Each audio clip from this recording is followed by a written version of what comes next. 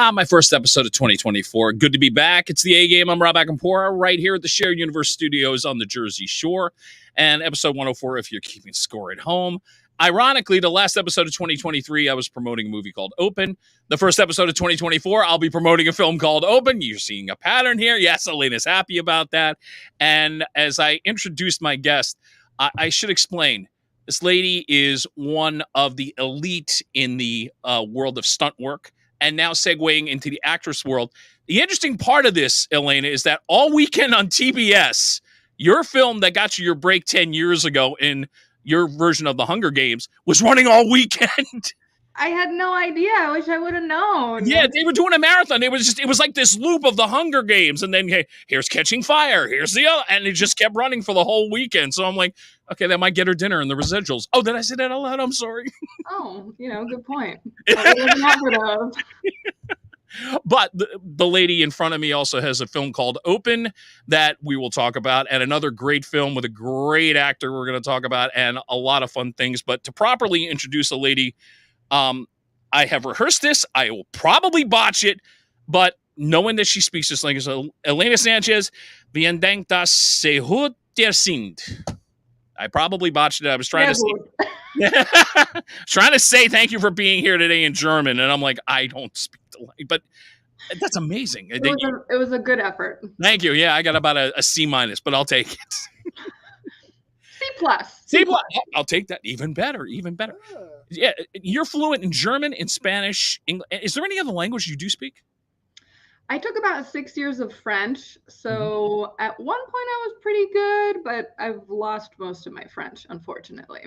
Yeah, but if you got an acting role that required you to do French, it probably would come back to you. Oh, of course. Oui. To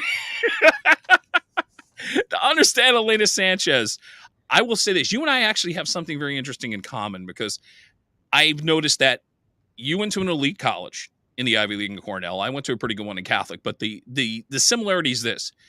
You went to school for something. I went to school for something. I got my business degree, my math minor, and decided this is so not for me, and went in a different direction. You kind of did the same thing. You were doing what? Hotel management, if I remember correctly? Yes. So What made that decision? I mean, you could have had this safe play, had this great degree. Where was that moment where you just knew this really isn't for me, and I got to try this world that I'm kind of leaning toward? It actually happened pretty quickly. It was when I was at Cornell, and for a long time, I was just not very happy. I mean, I enjoyed the classes. I enjoyed learning the stuff, and I felt like I was learning something valuable. But then I would go to the career fairs and go from like one table to the next, and just felt like really heavy. Like it wasn't. I knew none of it was for me, and so I was really lost. I didn't quite know, like, well, then what am I going to do with my life? Right. No, I understand that feeling completely. So, I mean, you're not alone in that department, but you listened to yourself, though. That's the impressive thing. You really did take stock in that and say, hey, wait a minute. I'm going to spend the rest of my life doing it. I can't do it. How am I supposed to carve out my niche and be happy in my life if I'm going to do something that just doesn't feel right? Yeah. And I think, and a lot of people like will reach out to me, and I always tell them that, like, you have to find something that makes you happy, and you probably already know what it is, and it might be scary to pursue that, but if you don't do it, you're just going to be stuck, and you're not going to actually be happy.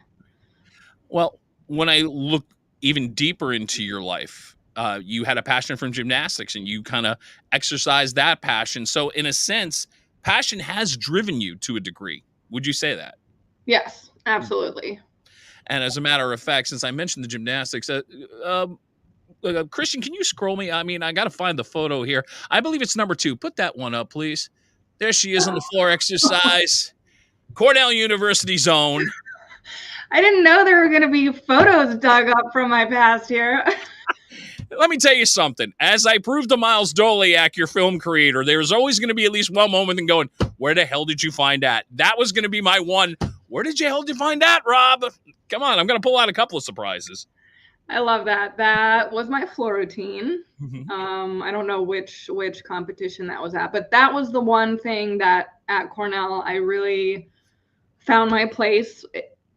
with my gymnastics girls, and we had a really strong connection, and we have like a text thread to this day where oh wow, that's great. Yeah. So that really kept me going when I wasn't really sure about anything else at school. So how did stunt work come into the equation? So stunt work. So once I had decided I was going to be an actress, and I moved to New York, and I was in drama school, and I would scour Craigslist for auditions and like all these different casting sites. And I noticed that I kept, like, the things that I would get called in for were things where they wanted someone who was kind of athletic, because that's like the one thing that I had already had. I had no acting experience, but I could be like, hey, this is me. I can do this. I was a gymnast. There you go. So the very first job I booked, I was still in drama school, was a commercial for Sony Ericsson, which doesn't exist anymore, but at the time they made cell phones, among other things. And they were specifically looking for an actress who was also a gymnast. And so I went through like, I think 2 or 3 rounds of auditions. One of the auditions was at Chelsea Piers, with the gymnastics gym there. And then I booked the job, and they flew us out to Mexico, and it was a bunch of wire work. Because in this commercial, it's kind of like Inception-y. People are floating, it's zero gravity. And so I had to be on wires. And there was one part where I was flipping on a trampoline, and that was then slow motion in the commercial. And so I came home from that job and was just so happy and was like, oh my gosh, what is this? I guess I just did stunts. And then from there, I kind of researched it a little bit more and started reaching out to stunt coordinators. It worked out. It has worked out to the point where, by the way, this lady has been in 7, soon to be 8 Marvel DC films doing stunt work. She's done 2 Fast and Furiouses. If I have the running total right, the total take at the box office of the film she's done stunts in is somewhere in the neighborhood of over $10 billion. I mean, this is the kind of work this lady has stumbled into. Every pun intended. And it has worked out very, very well for her in the stunt world. And it's starting to work well in the acting world. I do have one more question on the stunt work, because I found this interesting question somebody posed to you in an interview. But at the same token, I was wondering why they would ask it. And I'm not criticizing the person who asked the question, but they asked, what is the most terrifying part of being a stunt performer? And my thought process went, as a stunt performer, you probably don't want to have fear, because if you do have fear, you're more than likely going to get hurt. Am I off base by thinking that way? No, I think you're correct. I think for me, the terrifying part of it, if I want to call it that, I mean, I'm by no means terrified by my job, but I didn't think so. Just the way you were talking about it, it's more like, oh, please bring it. I'm excited about doing it. How much can you challenge me? I got that vibe off of you for sure. I mean, the reality is especially if it's a complicated stunt, you have rehearsed it several times until before the cameras are rolling, especially if it's something that involves like a lot of money or a big setup, because you want to get it right the first time. Right. But sometimes you can't rehearse it for that specific reason, because you can't spend all this money rehearsing something only to then like do it again for real. I get what you're saying. Yeah. So I guess the nervousness that I would feel before doing a stunt is just that I want to do it right, because that's what I'm there for. I want it to go right, hopefully on the first time, so we don't have to do it again, so we can move on, so the director's happy, so the stunt coordinator's happy, so everyone's safe, no one's hurt. Right. Yeah, so it's just it's that like feeling of wanting to perform and do your job well. Makes total sense. And obviously the stunt work opens up some doors. You meet so many different people, but I think probably the misconception I would think the average person would think, it's like, okay, here's Elena Sanchez doing these stunts. She's surrounded by all these big name actors and actresses in some of these Marvel films, but it's not like you get to interact that much with the cast, do you?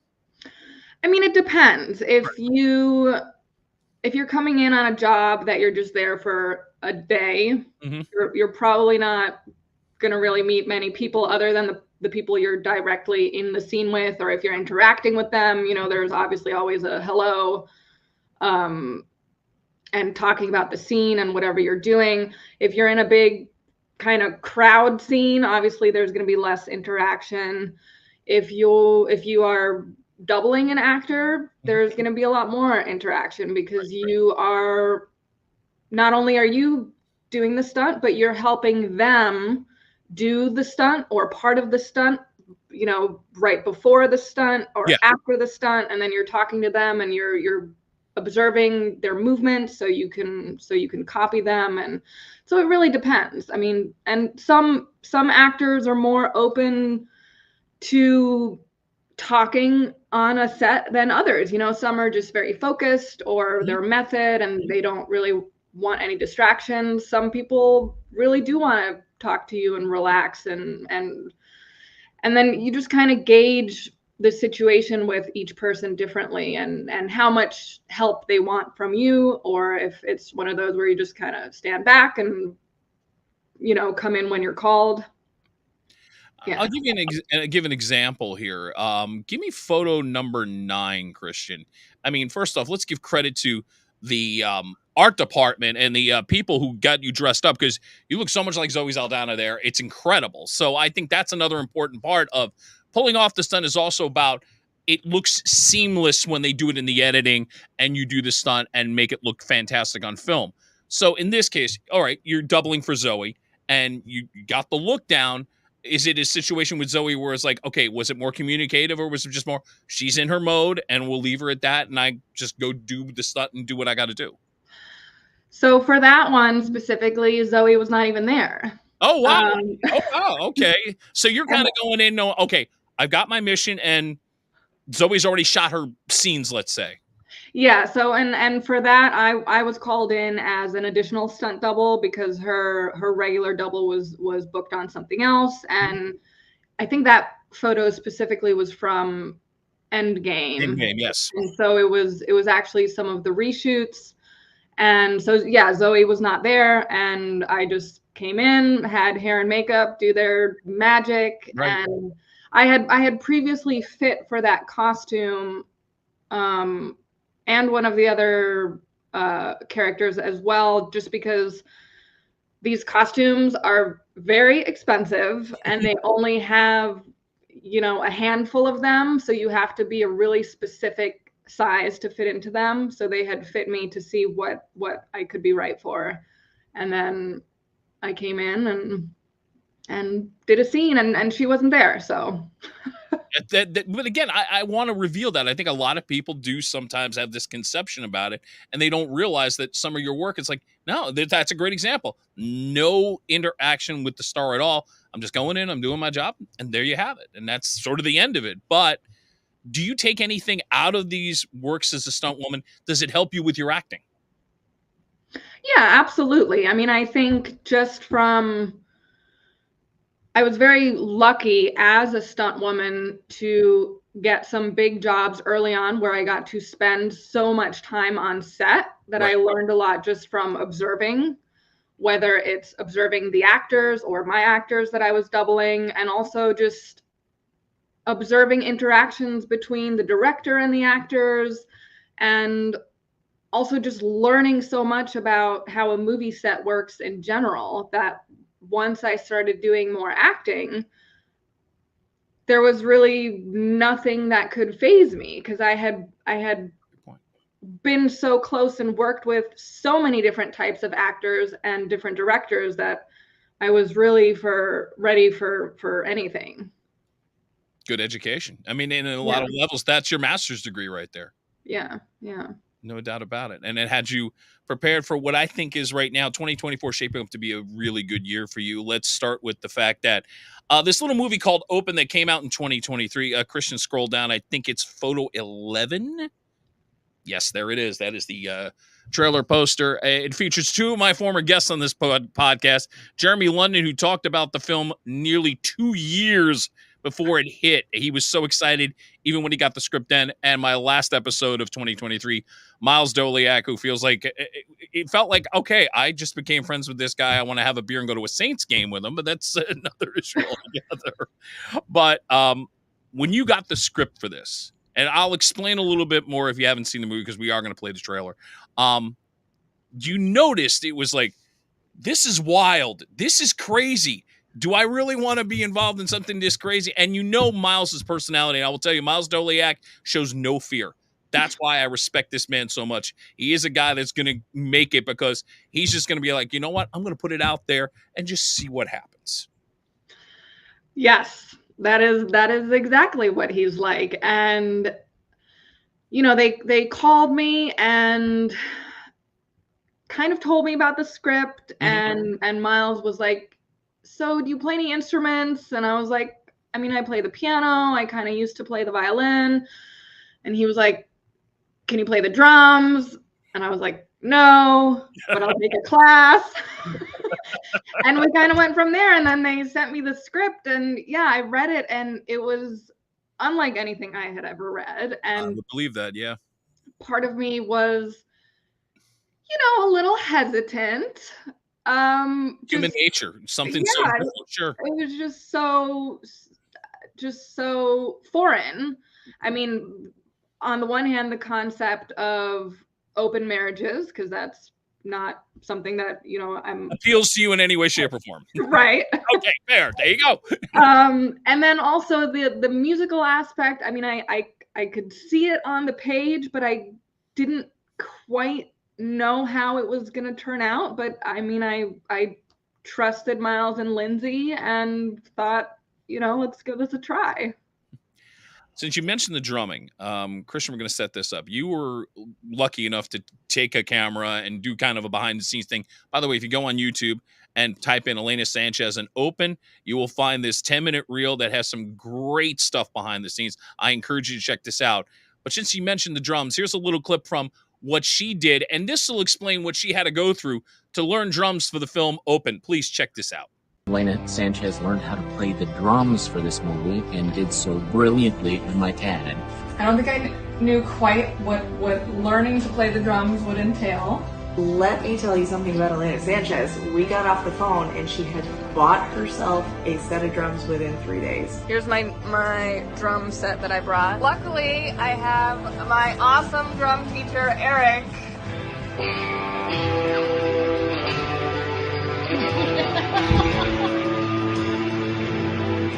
Who let this guy in here?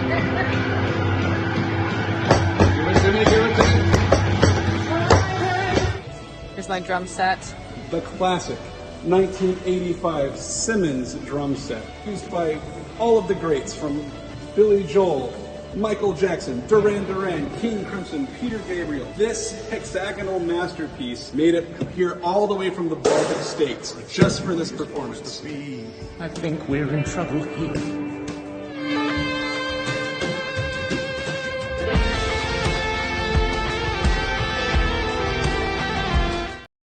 I'm glad you got the underneath angle, because it really does show. It's like, there's no stunt double going on here in the drum. This is all Elena Sanchez and what she learned. And that was very cool. I mean, that you got to film all that. And it shed some light on part of what was going on. The challenge for you is not necessarily, oh, I could have done a stunt. No, I got to learn how to play drums. Okay. Yes. Yeah. It was hard. And please, of course. I mean, I guess I just, in my mind, I was like, okay, I hear they're going to give me the songs. Right. I'm going to learn how to play it, even if it's just by repetition, and somehow I'll make it all work. And as it turned out, it did. And if you do watch this film, the musical part of this is a separate part, but it ties the movie together. Because, as we talked about, this is about an open marriage. Elena is involved with one part of the couple that is married. Obviously, we're talking about Miles Doliak. And then there's Jeremy London, who plays a down-and-out actor, which he's not, because the reviews on this film for him have been through the roof. Congratulations, Jeremy, for that. But there's also the sequence where there's sort of this, we'll call it a dream sequence, where all of a sudden there's this new wave band popping into this. But if you can get into the movie within the first 10, 15 minutes, I guarantee you're in for a hell of a ride. And that's where I've seen the critics really embrace this. They really got it. And when they got it, they just raved about it, which sets up the trailer really nicely right about now. So with that in mind, Open is available on video on demand. It's on Amazon Prime. It's on most places where you would get your videos. So check out this trailer for the movie Open, now available.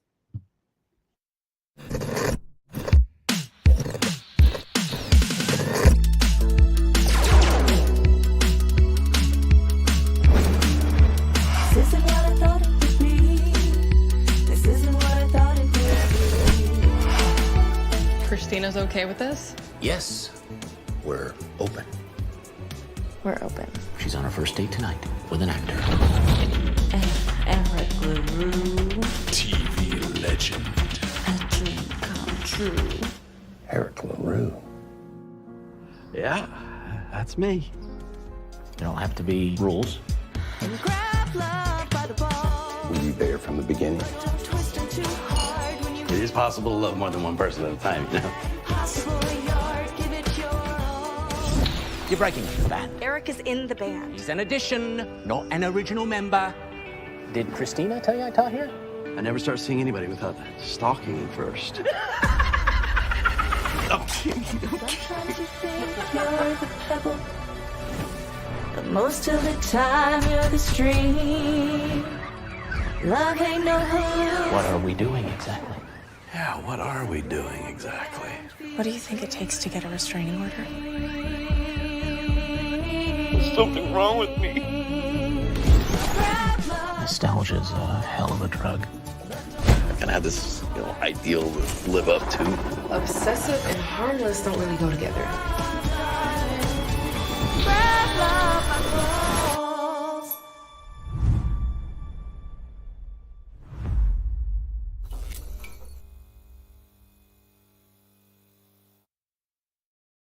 I encourage you to rent the film whenever you get the chance. Look on video on demand, look on Amazon Prime. It'll be worth the money, and you're in for, like I said, one quite a hell of a ride. Elena Sanchez has been nice enough to be here on the A Game. There is another film I do want to mention because, speaking of her big year of 2024, A Circus Tale and a Love Song. What was it like to get the phone call that you got a role in this? Because Academy Award nominee Damien Bashir, who, by the way, I'm sorry, Weeds, I do this. I was a huge fan of Weeds, and when he came on as Esteban, I was like, oh, sure, just take this show to another level. Thank you, Damien Bashir. And yet, he'll turn around and do Machete Kills, and actually, somewhere between his ridiculous comedy and playing these intense characters. First off, let me get your reaction when you found out you got the role in this film, because I would think you had to be smiling ear to ear to go, okay, I'm going to work with an Academy Award-winning guy who is just genius. So this is actually quite an interesting story, and probably maybe not what you expected. I like surprises. Obviously, I surprised you once, now surprise me. Let's go. So this was actually back in, I think it was 10 years ago. I think it was in 2013. Okay. I was on set near San Francisco shooting a horror movie. And I had sent in an audition tape. I had gotten an audition for this role. It was filming in New Orleans. And my agent calls me and they're like, you have a callback. They want you to come in for a live callback in New Orleans. But I couldn't go because I was in San Francisco. So I was like, oh, so I was like, I'm really sorry, but I can't obviously leave this set. There's no way I can make it work. And then the next day they called me and they said they want you for the part. And I was so excited because Academy Award nominee, the movie had just come out. I want to say maybe a year or two before that. Mm-hmm. And as an immigrant, obviously I have lived a very privileged life, but I'm very aware of the issues that fellow immigrants go through. Yes. And that movie had just touched me so much. So I was so excited to get to work on this film. And I think I might have only worked it was 1 or 2 days. It was a very small role, but Damien took me to the side and we went into one of the little side rooms and just talked about the role. And I had the opportunity to tell him how much it meant to me to be working with him, and just how impressed I was by his performance in A Better Life, and how much that movie meant to me. And he was just so gracious and so amazing. And this was 10 years ago. And so the other part of the story, sadly, is that a couple months after we shot, he emailed me to tell me that the scene had been cut and that it would not be in the final cut of the film. But I was very honored that because they don't always tell you that. Like, sometimes you just show up to the premiere to the movie and you don't know that your scene has been cut. So yeah, and I've heard stories like that's got to be like the kick in the stomach when you're like, okay, you're getting there, you're looking forward to your part, and there you may be there with a significant other, you may be there with your family, and then all of a sudden, why am I not in the film? What just happened? Yeah, so that's never fun. So I was glad he did that, and he, we've kept in touch. He's been so lovely and so friendly, and I see him every once in a while. He invited me to swing by his premiere for the Netflix kids movie he did last year. So that was the last time I saw him, and I mean he's been through a lot as well. He lost his wife, or I don't know if they were married, or girlfriend. So I know that must have been really hard, but it was such a dream come true to work on that. And yes, to now, I think it's finally being released now. So I'm really excited for people to see it. I think it should be. I didn't realize the timeline that it took 10 years to get this film finally out. Wow. That goes to show, like, even with huge names and like it's always a struggle. It's so hard to make a movie and then also to get it released. Like there's so much that goes on behind the scenes, and hopefully now this one 10 years later will see the light of day. I'm going to do this before we do random shots, because you talk about behind the scenes. I'm going to encourage everybody to follow you on Instagram, because there is a video clip that she did during SAG-AFTRA. And Elena, to your credit, probably summed up the reasoning why the strike was happening and explained in detail some of the things that are needed. A lot of people don't realize the pay scale. A lot of people don't realize, like a great example, you talk about stunts on television, you don't get the benefit of that. On film, yes, but on television, and I didn't understand it. When I heard that, I was like, what? That's crazy. And then if you watch this, it'll be worth your time. So I think people will really understand what went down over those months and why it was. It wasn't the elite. It was about hardworking people in the union, like Elena and many others who do stunt work, who do day work, whatever the case may be. You explained it beautifully. So I want to say thank you for that. That was really well done. Thank you for saying that. Absolutely. So I encourage, look, I can do the whole episode on that, but I mean, we don't have enough time. That's why I'm encouraging you, follow her on her Instagram account, pick up that video. It will explain everything about as well as anybody has explained it. And thankfully, we've moved on, and hopefully it means better things in the future. So fingers crossed for everybody who's working and are part of SAG-AFTRA. Now I get to the part where we have some fun. This is the random shot segment here on the A Game, as I spill stuff. What the heck? I'm like, I haven't even taken the random shot yet, and I'm spilling. I thought I was supposed to be the nervous one here. Why are you nervous? Come on, you've done interviews. I don't know what you're going to dig up here. There's the question. With that in mind, first off, I want to thank Angels Envy of Kentucky. I'll take my random shot. We'll get started here. Thank you again for coming on, my love. Thank you for having me. You got it. Okay. Where do we start? Well, I got to start with something German, because I saw this on your feed, and I hope I'm pronouncing this right. So what the hell is Maltischen?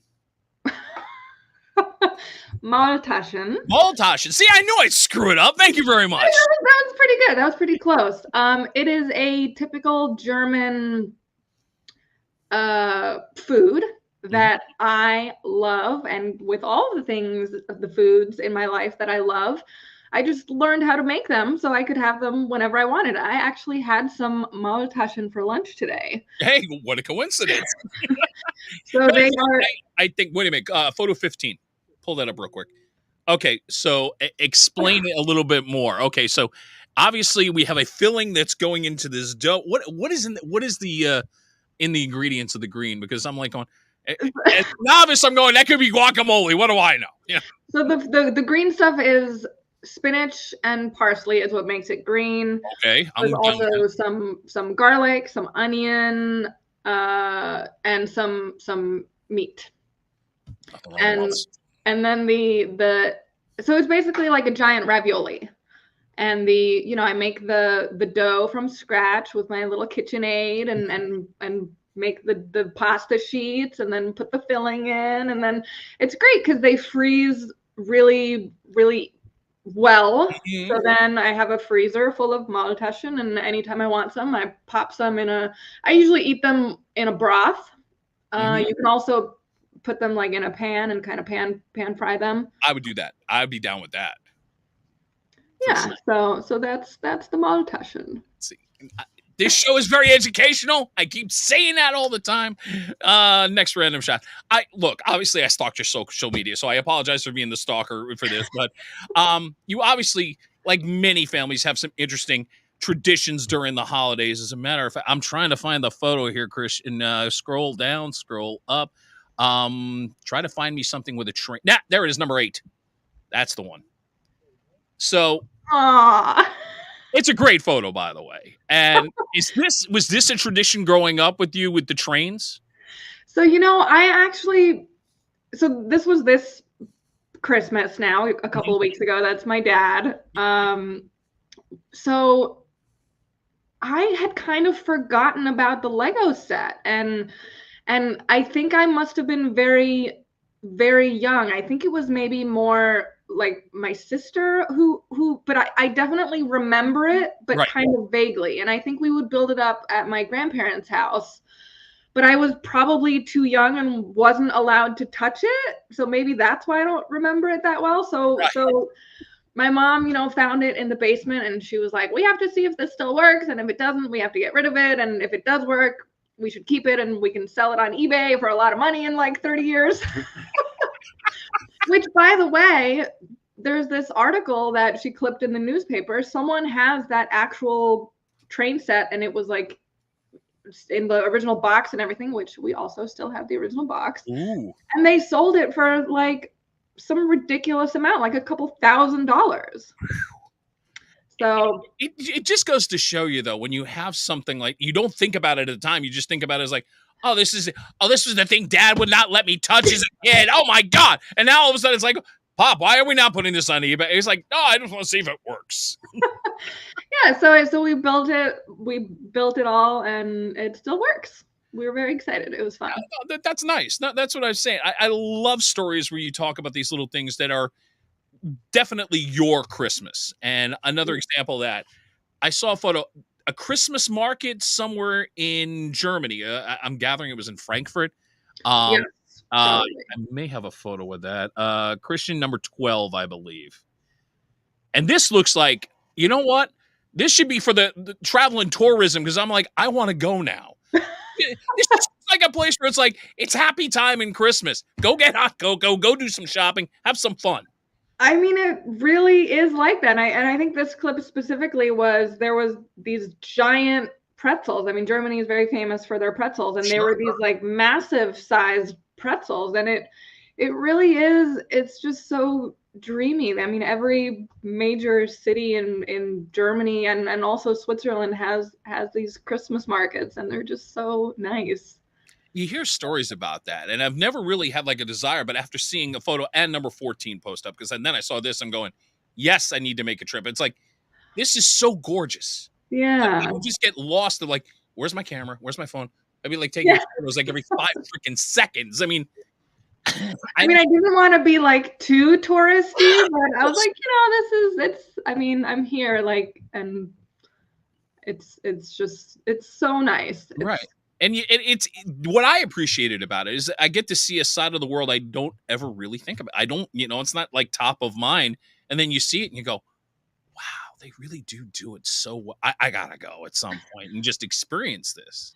You have to go sometime. Absolutely. There's one other photo which I thought was breathtaking. I'm gonna ask you, Christian, I think it's number 5. If you scroll, is this one of the most breathtaking sights? Even Christian just went, whoa. My engineer just went, whoa. I just went, okay, you're obviously more mountains than water, but I mean, first off, great photo. Please tell everybody where this was, because this is just like, this is where just heaven has just started. It's amazing. I think this is St. Moritz, right? Was this from now? Recently? Yeah. Definitely a lot of Switzerland looks like that.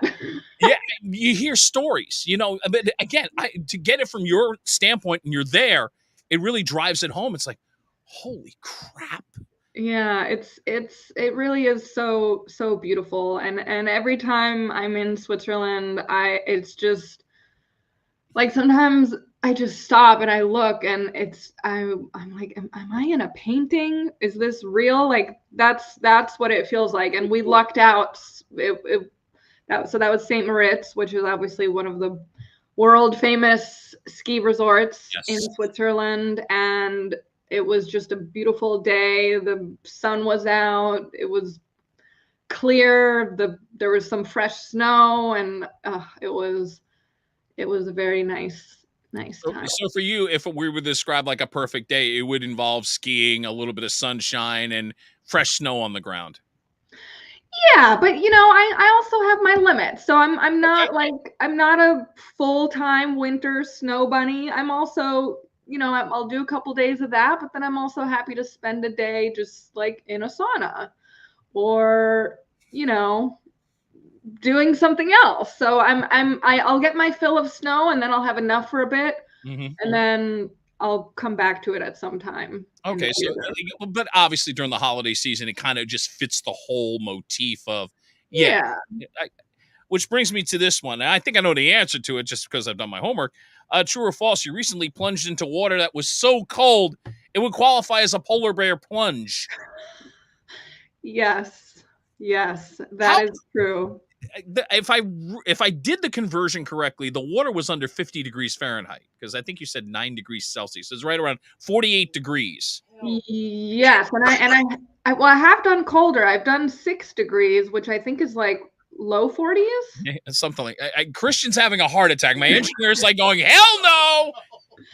The reason this appealed to me, because here in Jersey, there's a tradition called the polar bear plunge. And I've done it 3 times for a few radio stations. I got to give props to my coworker Gotts at 95.9, the Rat on the Jersey Shore. He just did it for the 18th time, which is crazy enough. But I can tell you from experience, jumping in the water is the easy part. Coming out of the water and the wind is hitting you and the cold, it's like, why did I do that? Why? For me, it's the opposite. For me, you got to explain that. Why is it the opposite for you, please? Because usually, like when I was doing this in Switzerland, for example, the water was colder than the air. Well, that's true. Yeah. So getting into the whole anticipation and leading up to it and thinking, oh God, I'm going to do this.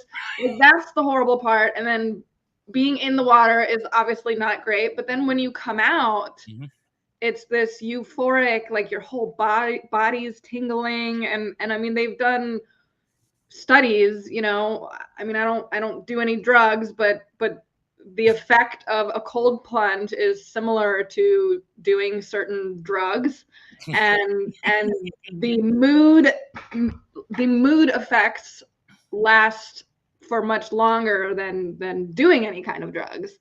And then the after, if the air is warmer than the water, you feel warm for a couple of minutes. Like you're not rushing to put on clothes because you feel fine for at least a couple minutes. No, it's interesting. You get the euphoric feeling. I'm getting, get me a damn blanket now. Really?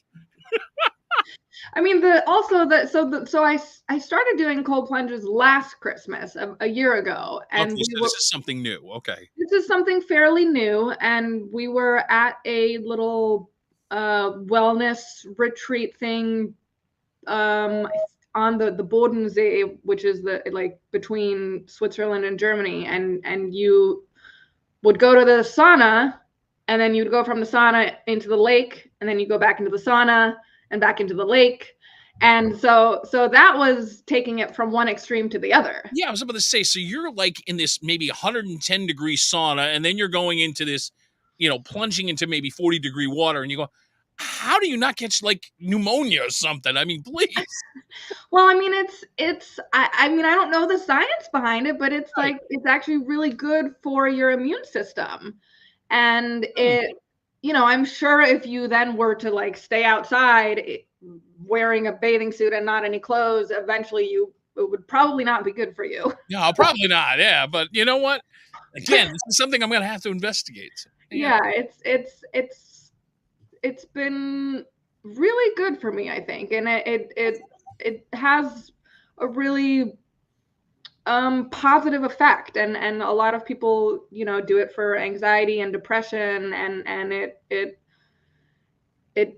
also, like I said, strengthens your immune system. So you can start by just like in the shower, right, turning your shower cold at the end for start with 10 seconds, then maybe go up to 20, maybe 30, and then one of these days you're gonna be like, you know what, I'm gonna do a cold plunge. The 3 times I did it was because the radio stations I was working at were involved with a charity. I can't say no to it. I don't regret it. I mean, I'm glad I can say I've done that. I'm already going, make a note. We're getting Elena Sanchez to come to Jersey to do a polar bear plunge in 25. Okay, now that I got that down. Random shots with Elena Sanchez here on the A Game. I think it's photo number 1, Christian, and I'll tell you when to pull it up. It is that. I noticed that you do like to connect with your fans. And by the way, she has over 300,000 followers on her Facebook feed. Congratulations for that. But you also did something on Instagram where you're like, ask me any question. Now give me the photo. Come on. Is this like the craziest question you've ever had? I mean, I love the answer. The answer's classic. It really is. I mean, it's actually not the craziest question. Oh, wait a minute. That's not? It's not. It may be one of the craziest ones that I've actually posted. Okay, fair enough. If you don't want to share, I'll understand. How many Marvel questions? Oh, Christian, speak up a little bit so she can hear. How many Marvel questions must you get all the time from that stuff? So I do get a lot of Marvel and other movie questions, which most of the time I'm not allowed to answer. So confidentiality agreement, of course. Yeah, we sign a lot of NDAs, and I mean, especially if a movie's not out yet, it's like, oh yeah, off limits. Well, I'll give an example. I know you're supposed to be doing stunts for the next Captain America movie, so you can't even want to talk. I am? According to IMDb, you are. I have no idea what you're talking about. Oh, yeah, that's right. That's right. She can't answer. Moving right along. Perfectly said. Thank you very much. Yeah, which, I mean, I understand. It's like, they have their thing, and these movies want to release information and things when they want to release them, and we are lucky to be a part of them, and yeah. Let's leave it at that. Not that one, though. No, not that one. No, not that. No, we're just gonna leave it at that. Okay. This is one that I find interesting. I'm gonna see how you decide, because I think any one of these 3 roles you would jump at, but I'm gonna say you can only pick one of these roles. I'm gonna give you the chance to be a Bond woman, or if they ever get Batgirl right, I'm going to have you play Batgirl. Or you're opposite Cruise in the next Mission Impossible movie and you're doing stunts and acting. Which one are you choosing?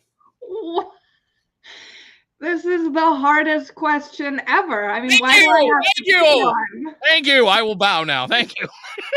I know you won all three. I know. Yeah, can I just do all of them? I would want you to do all of them because I think knowing your background, you're perfect for all three. I mean, okay, I think if I had a gun to my head and I had to choose, Right. I would, of course, make sure my schedule worked out so I could do all of them. But first, I would probably want to do the Mission Impossible because the Mission Impossible movies are what made me want to do what I do. That's high praise. And we know when you watch Tom and those stunts, I mean, I remember seeing the first MI and seeing that stunt and knowing he did it. And you can tell by the camera angle, it's him. I mean, there's no stunt double going on there. And knowing that he's this junkie for this stuff. Yeah. And I mean, that's the thing I was like looking at when I put all three. I'm thinking she's going to pick that because somehow along the way, that one would incorporate both worlds so beautifully. A chance to be, number two next to Tom and do some of the stunts. Yeah. It's win-win. Absolutely. And for me, it was the first one I saw was actually number 2. Okay. And I just so vividly remember seeing it, and I was like, I want to do that. And then I've worked with Tom on 2 movies, and it was just like a dream come true because sometimes you wonder if the person is really going to be as cool as you hope they are, and he's a dream. So that's nice to hear. That's really nice to hear. That was really amazing. We're not getting like, oh no, Tom Cruise was an asshole. No. Happy to hear that. Okay, I got one more, and I'm going to tap into your gymnastics background because I think you would have a unique take on this. I'm going to give you 2 gymnasts, and this is a hard one to answer because it's 2 generations. One from when you were younger, Shannon Miller, and the one from this generation, Simone Biles. Who is better, or is that an impossible question to answer? I mean, they both won 7 medals. So, I mean, in a lot of levels, what they've done performance-wise is dead even. And I would think that in my head, I'm going, pick one, gun to my head, I'm going, pull the trigger, forget it. I mean, that is a very hard question. And it is also, I don't want to say unfair, but it's hard to answer because things have changed, like the equipment has changed. Sure. Training facilities have changed. So yeah, absolutely. I agree with you. And yeah, I mean, especially with the equipment, like the equipment has changed in a way that it makes certain skills easier. So I would say skill wise, I mean, probably Simone is I mean, she's the best. Yeah. She's absolutely amazing. But in her time, Shannon Miller was amazing. So they're each amazing in their own right. The sport just naturally, as things happen, has progressed and changed, and so yeah, Was Shannon Miller sort of the when you were getting into gymnastics? I mean, you were at an age where you knew about that Olympic team back in '96 and how influential they were. Was that sort of when you were doing gymnastics, like, oh wow, if I can even have a little of that level when I'm at college, I'd be like, oh wow, that'd be fantastic. Yeah, that was the time. And actually when the Olympics were in Atlanta in '96, my parents took us on a road trip to Atlanta, and we got to see some of the Olympic training sessions. So we got to see all the gymnasts. And then the crazy thing was, a couple years later, I started working at Woodward Camp, which was a gymnastics camp. Mm-hmm. And I worked as a coach, and you would have your gymnastics group that you would coach. You would have 3 or 4 different coaches as part of your group. Mm-hmm. And I remember one year I was head coach of my little group, and Carrie Strug was one of my fellow coaches in my group. And I was like, man, imagine if little Elena, like watching her at the '96 Olympics, knew that one day she would be essentially working with her. So that was pretty cool. Very cool. And I think it says a lot about your parents. They seem to have been such a great influence and very supportive of every decision you make, because not every parent, and I'm not downing parents in a sense, but when you make shifts in your life, you know, and I know from my experience, my father wasn't down with what I did. So, but it sounds like your dad was more like, if this is what you want, I will support you 1000%.